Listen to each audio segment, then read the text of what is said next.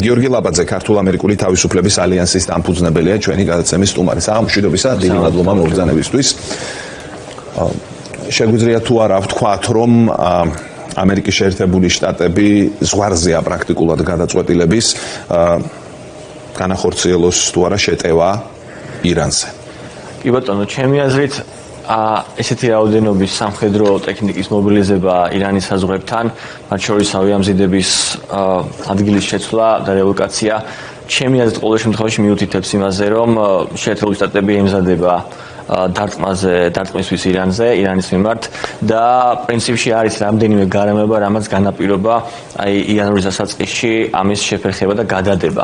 ესენი პირველ რიგში იყო ალბათ შედარებით მოუმზადებლობა, იქიდან გამომდინარე, რომ ირანი მაინც და მაინც არ იმყოფება ჰამასის მსგავს პოზიციაში, რომელიც სარკმლაში გაცილებით სუსტი ელემენტი არის ირანთან შედარებით და შეერთებულ შტატებს და ისრაელს, ამ შემთხვევაში ისრაელიც აუცილებლად იქნება ჩართული ამ მიმართულებით, შესაძლებელი იყო გასჭირვებოდა, ესე ვთქვათ, ირანის პასუხის გაძლება მაშინ, ანუ შესაძლებელია ეხაც გაუჭირდეს, იმიტომ რომ რეალურად ირანი დიდი ქვეყანა, საკმაოდ მთელი თავიანთი რესურსები ამ სამხედრო მიმართულებით აქვს მობილიზებული, მოგვეხსენება, მაგრამ ყოველ შემთხვევაში დღეს უკვე სამხედრო მობილიზება შეერთებული შტატების მხრიდან სწორედ იმას მიუთითებს, რომ რაღაცნაირად დააბალანსოს ეს ხიფათი.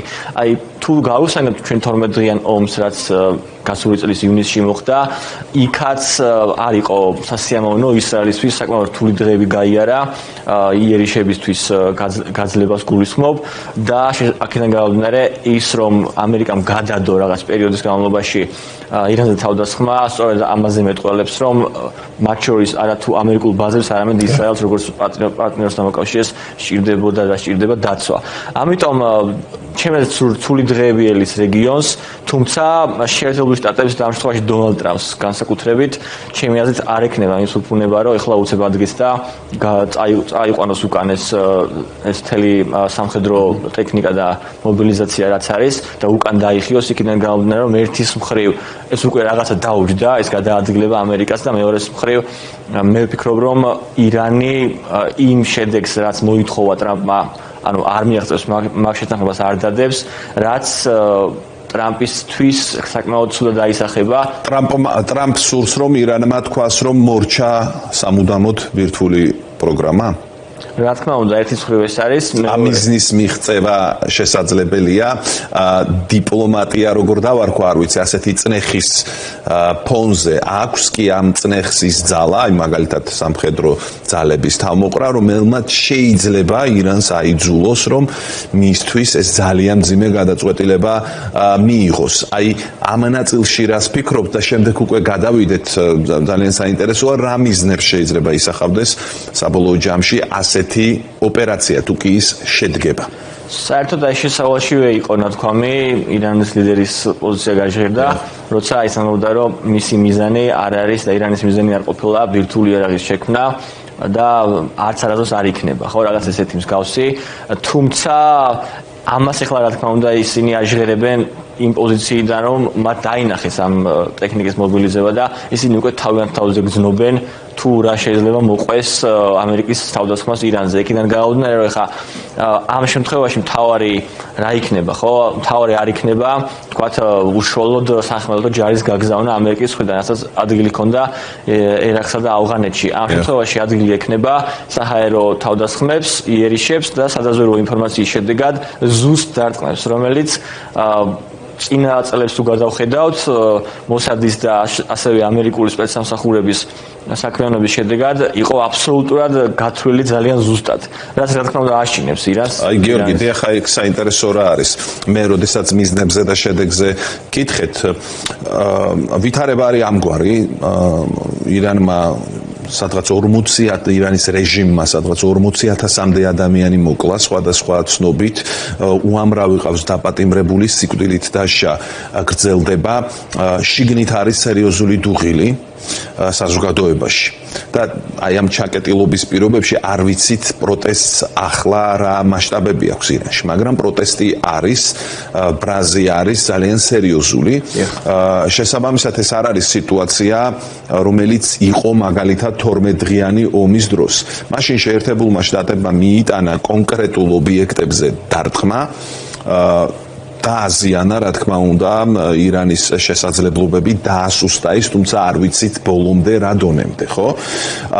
ასეთ ვითარებაში, როდესაც მიზანზე გეკითხებით, ეს წერტილოვანი დარტყმები გამიზნული იქნება იმისთვის, რომ კიდევ უფრო დაასუსტოს, თუ იმდენად მაღალია ფსონი, რომ საბოლოო ჯამში უნდა მიიყვანოს იქამდე, რომ შეცვალოს ირანში რეჟიმი. ჩემი აზრით, ამ ეტაპზე ამერიკის მიზანი არის რეჟიმის ცვლილება ირანში და ამას აქვს რამდენიმე წინაპირობა. ერთის მხრივ ის არის, რომ უკვე ამერიკის როგორც უშიშროების სტრატეგიაში, ასევე პენტაგონის სტრატეგიაში, რომელიც რამდენიმე დღის წინ დაიდო, ხაზგასმულია რუსეთი, ჩინეთი, ირანის შეერთების შედეგად ანტიამერიკული, ანტიჰეგემონიური განწყობების ამაღლება ევრაზიაში და მსოფლიოში სხვათა შორის და ამ პროცესში რა დარჩენია შეერთებულ შტატებს თუ არა დაუპირისპირდეს ამ სტრატეგიის ერთ-ერთ მონაწილეს რუსეთზე იგი პირდაპირ ვერ მიიტანს და ჩინეთზე იქიდან გამომდინარე ბირთვული სახელმწიფოებია და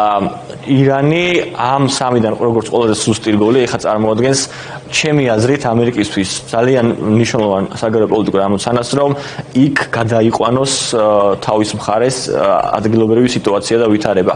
იმიტომ რომ ეს მხოლოდ ირანში კი არ შეუქმნის უკეთეს პირობებს შეერთებული შტატების საგარეო პოლიტიკას, არამედ რაღაც დონეზე მსოფლიოში და აუცილებლად რეგიონში. აქედან გამომდინარე ეს მნიშვნელოვანი ამოცანაა და მე პირადად მგონია, რომ ეს აღარ იქნება რაღაცა 1-2 სამხედრო გენერლის და ვინმეს ლიკვიდაცია, ეს იქნება მიმართული რეჟიმისგან უშუალოდ. და საინტერესო მოვლენა აქ არის, რასაც ხაზი უნდა გაუსვათ, ხშირ შემთხვევაში და ჩვენ ნახეთ ბოლო პერიოდის განმავლობაში განსაკუთრებით, როდესაც ნატოს მოკავშირეების და შეერთებული შტატების პოზიციები ყოველთვის ერთნაირი არ არის. როცა ევროკავშირმა უშუალოდ რამდენიმე დღის წინ გამოაცხადა ირანის ეს კორპუსი, გუშაქთა კორპუსი ტერორისტულ ორგანიზაციად, ეს უკვე არის წინაპირობა იმისა, რომ ამერიკის შეერთებულ შტატებს ევროპელი მოკავშირეებიც და სხვა შორის ახლო აღმოსავლეთის პოლიტიკასთან დაკავშირებით არ არის ხოლმე იშვიათი მაგალითად, რომ ევროპელი მოკავშირეები შეეწინააღმდეგონ ამერიკის პოზიციებს. იგივე ერაყის მაგალითად რო გავხსენოთ, იქ საკმაოდ დიდი წინააღმდეგობები იყო. ასე რომ თუ ტერორისტულ ორგანიზაციად ცხადდება უკვე მთელი ეს გუშაქთა კორპუსი, გამოდის, რომ ფაქტობრივად პარტნიორებისგან შეერთებულ შტატებს აქვს სრული მხარდაჭერა ამ მიმართულებით და ჩვენ ამას ხედავთ მთელი გადაადგილებებით ევროპაში, მხოლოდ სხვა შორის საქართველოშიც კი დაფრინდა გუშინ, ხო? ერთ-ერთი ამერიკული დიახ.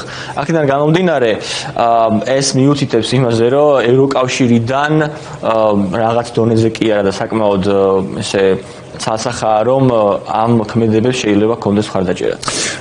აქ მაინტერესებს კიდევ ერთი მნიშვნელოვანი საკითხი, როდესაც ასეთი გადაწყვეტილებები მიიღება, გასაგებია ტრამპი არის თავისებური ლიდერი, რომელიც ყოველთვის რაღაც მაქსიმალიზმით გამოირჩევა, მაგრამ შეგვიძლია თუ არა ვიმსჯელოთ მის ადმინისტრაციაში პოზიციები საჯარო განცხადებების მიხედვით ან ინფორმაციაზე დაყრდნობით რაც აქვს დასავლურ მედიას მაინც არის თუ არა ერთსულოვნება ამ საკითხში.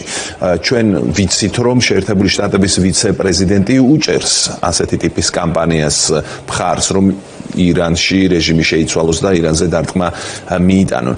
აი, რა შეგიძლია თქვა სრულ სურათზე, რა ხდება ახლა ტრამპის ადმინისტრაციაში, შეგვიძლია თუ არა ვთქვათ, რომ ყველა უჭერს ამას მხარს, ვინც არის ასე ვთქვათ, ტრამპთან ახლოს.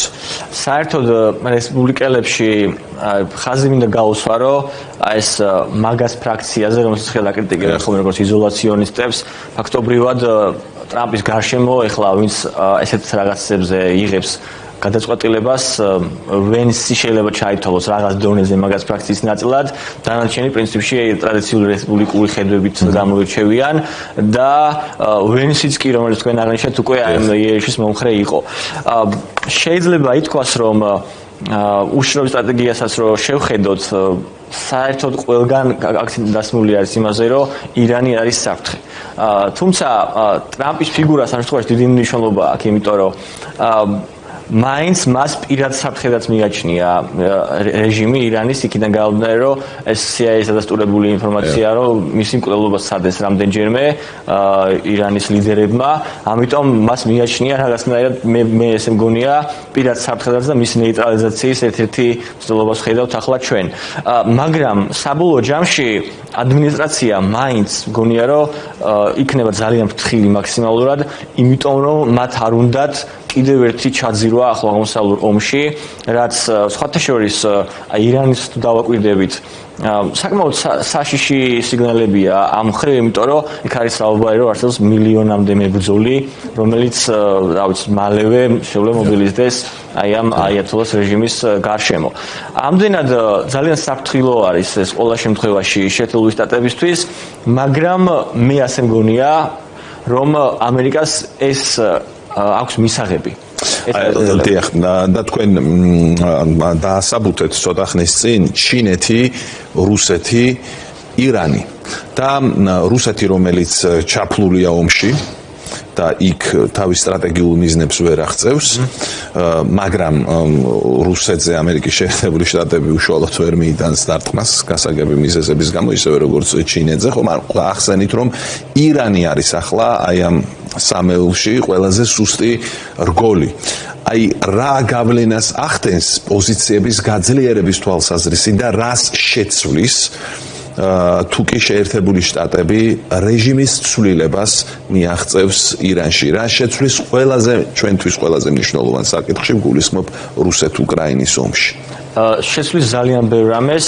ერთის მხრივ აი ამ სამივე ქვეყანას რომ დაუბრუნდეთ ისევ ჩინეთი არის ირანული ნავთობის 1/1000 შემსყიდველი გასული წლის ანგარიშებით და საკმაოდ დაბალ ფასში ეს ამერიკის მთავარ მოწინააღმდეგეს ჩინეთს ამ შემთხვევაში გამოწვევს ჭრდილოვანი ფლოტით ხდება ეს როგორც ჭრდილოვანი ფლოტით სხვათა შორის რუსეთი როგორც ვენესუელას ასევე ირანსაც იყენებდა მე მგონი შეიძლება უკვე ესე ითქვას გარკვეულწილად გასათეთრებლად ესე ვთქვათ ამ ჭრდილოვანი ფლოტის ნავთობის ასე რომ როგორც ვენესუელას წართმევა დაუждდა რუსეთს ზვირად და ეს კიდევ უფრო აისახება ნელ-ნელა მის შემოსავლებზე შეიძლება იგივე ითქვას ირანთან დაკავშირებითაც საერთოდ აი სტრატეგიულად რო მოვხაზოთ ჯერ კიდე გასული საუკუნის ბოლოს როცა აიდებოდა ამაზე მსჯელობა ამერიკისთვის ყველაზე საშინელ კოშმარად მიიჩნეოდა ხოლმე თუ ეს სამი ქვეყანა ოდესღაც შეერთდებოდა ამერიკის საზიანო და საწინააღმდეგოდ